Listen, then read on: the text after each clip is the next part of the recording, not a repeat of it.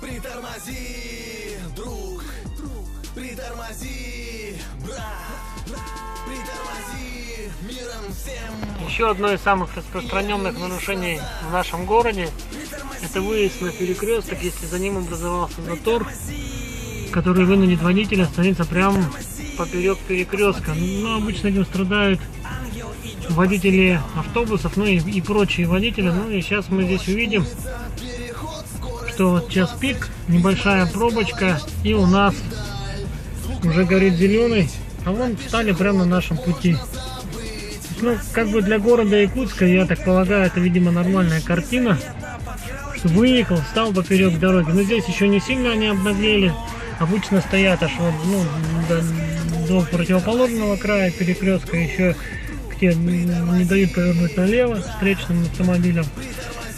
Ну вот такой вот у нас город Якутск.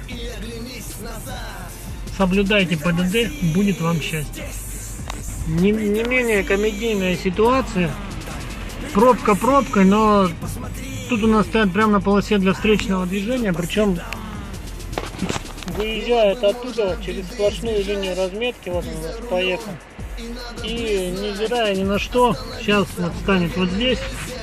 Вот такие у нас замечательные товарищи, которые знают правила дорожного движения. На лишение себе наездили, невзирая ни на что, продолжают сюда прибывать автомобили. То есть, ПДД у нас в Якутске, видимо, для того, чтобы их нарушать.